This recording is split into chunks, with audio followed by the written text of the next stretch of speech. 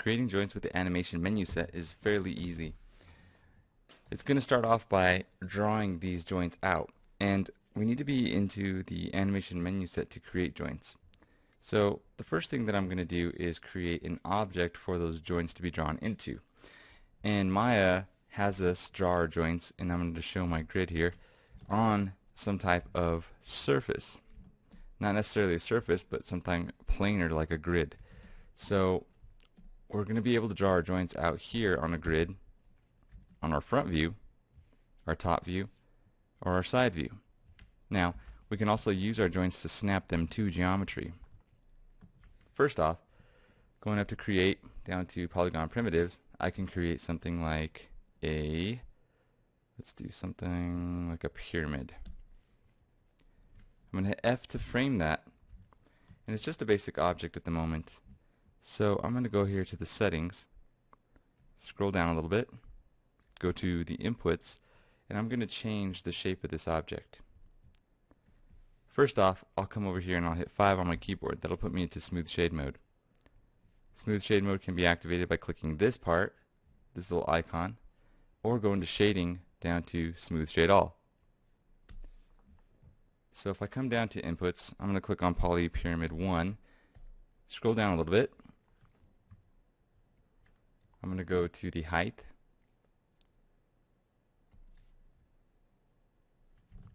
And in this case, it's really just the side length.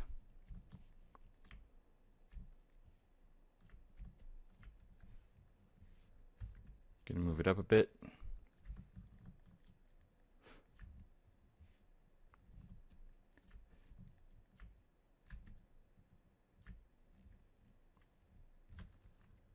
Going to round it out. So to round out the bottom here, I'm going to click on the subdivision caps. Actually, I'll click on the box here. And I'll type in 1 to turn it on.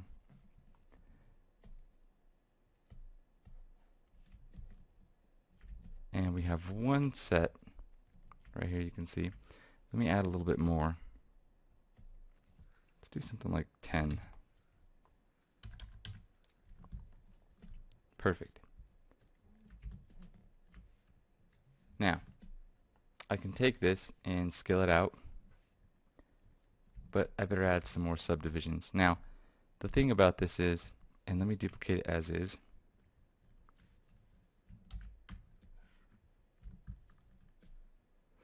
And actually, you know what? I'm going to make it thinner. So, select this thing. I don't really have the option in here. Oh, look at this.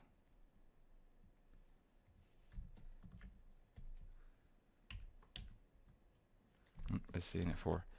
Okay, so I can change it to 5, which is pretty good. And I'm going to scale it up in Y. Actually, I'm just going to make it thinner. If you hold down Control, click and drag one of these handles, it's going to scale the other 2 handles, but not the handle that you're dragging. So this allows me to keep my size here height-wise, and then the bottom part is going to change a bit. Now I can still scale it to where it's going to almost touch the bottom, but I'm not too worried about that. What I am concerned about is in here I do need to make some subdivisions. So let me see if I could do this by just duplicating this so that we can see how this works on something that doesn't have enough subdivisions. And the one that we have here, I'm going to add subdivisions, like maybe something around 20, and that worked just fine. And what I'm going to do is I'm going to draw out some joints for both. So I'm going to pop out of the, which seems to be the left view. I should normally do things from the front view. It's a little more friendly. So there's the front view. I'm going to just take this guy and I'm going to move it like that. I'll pop into the front orthographic view. I'm going to hide my grid. So I'm going to go to display at the very top, down to grid, click on that, and it's going to hide the grid. And now I can draw some joints out for these. I'm going to go up to skeleton, down to the joint tool, and one thing to mention is that I am in the animation menu set. You can hit F2 on your keyboard, or just drop this down and go to animation. Then you can go to Skeleton, Joint Tool, and we're going to draw that out. Now, I'm not going to be careful. I'm just going to click, and I don't care that it's crooked at this point, like this, and draw out my joints. Now I can hit enter, and I have a branch of joints here. I can duplicate that branch, Control D, or edit duplicate, and move it over. Now when I go into my orthographic views and my perspective view, I need to show these joints in their relative bones that are connecting them through my geometry, or I'm not going to really know what's going on here. So I'm going to come up here to my cameras, and I got to do this for each camera. And I'm going to click shading and go down to X-ray joints. And what that is going to do is going to allow us to see the joints right through the geometry.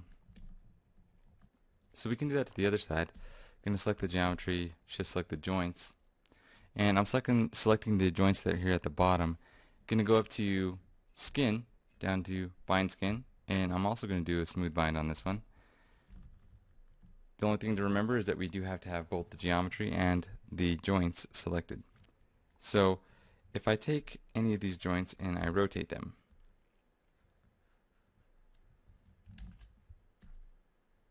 like this, nothing's really happening to this one. If I take the bottom one, rotate it, it takes it with it. The reason being is that when I select the geometry, right here we have nothing for the geometry to follow. Now, part of what I may have going on is some setting changes, and I'm going to check them now. If I take this one right here and I bend it, I have certain settings on here that I need to go back and fix. So this is a good thing because I can now show you guys how to unbind the geometry. Go up to skin, down to detach the skin, and I'm going to do the same thing on this side. Now anytime you use not necessarily a menu set that is a tool, it's considered a command. So since I've gone up to skin, detach skin, there's not really a tool for that, so it's more like a command. And what I can do is that if I want to redo a command that I just have done, then I can hit G, and the G key is a hotkey for redoing or re-evoking a command that I have just used. So now I can come up here and I'll select the joints, shift select the geometry, go to skin, down to bind skin, smooth bind option box. And what I'm going to do is I'm going to go to edit, down to reset the settings, and I'm just going to use the default settings and hit bind skin. I'll do the same thing to this other side, and I'll hit G this time to bind the skin again, and I will rotate the joints. And what's happening here is that it's working. Okay, it's working in a different fashion, and the reason why this one is not deforming in a smooth manner is the fact that it has no subdivisions. Now the subdivisions are pretty much everything for this type of deformer, along with other deformers like create deformer, nonlinear, and bend. You'll see that when we were using the bend deformer, we had to add subdivisions for it to work. It's kind of like your arm having no elbow, and you can't really bend your arm in half unless it's broken. In this case, it would be a stiff arm, kind of like this guy is right here. If I select the other one and I start to rotate the joints, and I can pick walk, I can use my arrow keys to jump to the next joint, I can get this thing to deform in a nice manner. Now this is really cool for modeling purposes. It's also really cool for animating, because now any of these joints you can set keys on up here. So you can set keys on the translates. You really wouldn't want to. Mainly the rotates is what you would set keys on. And to give you a brief example of that, I can select these, and I'm just going to shift select these ones up here. I'm going to set a key by holding down shift and hitting E. So I set a key on all of my rotates. I'm going to go to 12. Now rotate it in Z, and in Y. I'll hit shift E, and then I'm going to have it go to 0, And maybe I'll have it rotate the other way a bit, the opposite way, and hit Shift E. But it didn't do the Shift E in, or unless I keyed over it. Yes, I did. I keyed over frame 12. That's okay. I'll go to frame 24. Getting a little bit tired here. Not bad though. Just remove this to a different position, like this, even with the twist. And then I'm going to hold Shift and hit E. And now when I play this back, I have a bit of an animation going on here. Okay, now you guys can use some of your skills to change these keys, switch them up, maybe duplicate a few, get it back to another position so that it loops good. You don't even necessarily have to have it looping. You can animate it however you like. Another thing that we didn't do is we didn't animate this bottom joint. This root joint is the bottom joint. So any bottom joint that's going to take all of the rest of these with it is the root joint. And the rest of them act as the children because they follow that joint. In other words, what I can do is I could rotate that joint and I could move that joint. So I'll hit W to evoke my move tool, hold down Shift and hit W because that sets a key on all my translates. That's on frame 1. I can go to frame 12 and maybe act as though it's going this way to swat something. Hold down Shift and hit W. Go to frame 24. Maybe slide it back over this way. Hold down Shift and hit W. Now when I play it, we have some translation going on here. And at any time, we can go to frame 12 and maybe have this guy go over. Shift W, play it.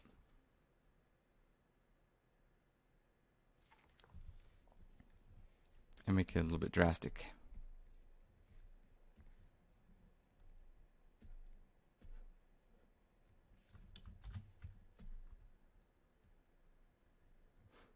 So you can do that. You can do any of the rotates. So I'll hit Shift E here, Shift E on frame 24. Go to frame 12 and maybe do something like a 360 in Y. Come over here, click on this so I don't deselect my joints. This little gray area. It activates this window once again. You're going to see that little light line here going around it. That means that we are in our work area. So when you go to type something in here, you can't use those hotkeys, the Shift anything. So Shift W, Shift E, or Shift R, because it thinks that you're trying to put input values in here. And basically, if you come back over here and click on this, it's not going to deselect whatever's in your scene, but it allows you to use your hotkeys again. And that's any hotkey. If you want to frame it, you can hit F. Okay. If you want to set a key on the rotations, Shift E. And on frame 12, I've now set a rotation key at 360. So it's going to go from 0 to 360 back to 0. So we should get some twists out of this thing now. And I'm going to hit play. And Alt V is going to be my hotkey.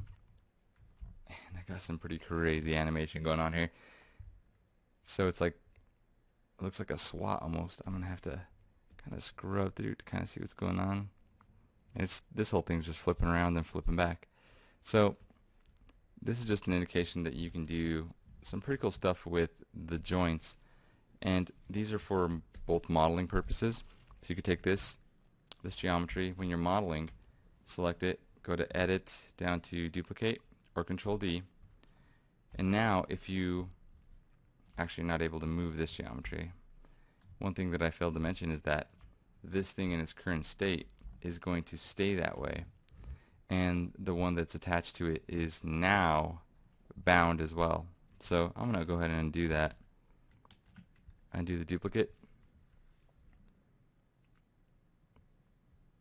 And if I were to detach the skin, it's going to jump back to what it was because this thing is not deriving those vertices anymore. So I would leave it as is, and I'm not sure, I mean in older versions of mine we were able to go to edit down to delete by type, and we were able to delete the history, and that usually would allow us to just have the geometries just like that. So we'd be able to model using the joints and then take this bend that we created with those joints delete the history, and now we have just geometry. So I could get rid of those joints now because I wouldn't need them for modeling purposes.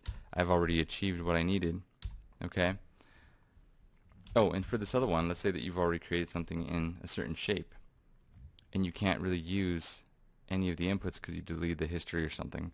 What you could do is simply go to your polygonal modeling tools, and that's going to be F3 on your keyboard, or drop this down and go to polygons, and then you can go up to mesh, down to smooth, or you can actually add subdivisions. So you can go to edit mesh, and I'm just going to add divisions. Click on add divisions, and let me double click on this tool. You're going to see that my soft select is on. I'm going to turn that off real quick.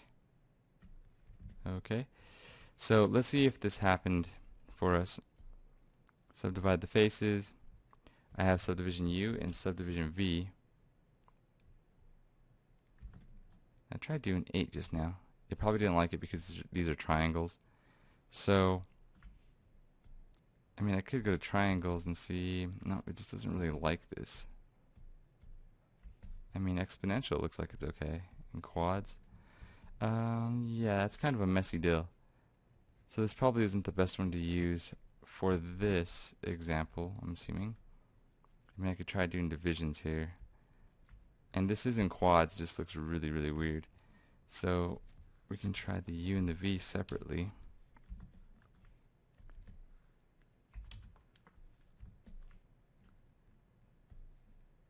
I guess we could use the divisions on this one. It's just a really weird shape with a lot of triangles to begin with, so that's why our quads were angled kind of strange. But it doesn't really matter because we've upped the divisions in this case, and there's better ways of doing this. This is just to show you guys that if you have divisions, then you can have better smoothed out geometry when it works with the joint tool. So again, I'll just go up to my menu set, go down to animations, menu set, animation, menu set, go to skeleton, joint tool, and I could put a few bones in here. And I'm drawing joints. The bones are in between. Bones really don't do anything. They're just there for aesthetic purposes, so we can see the link between the joints.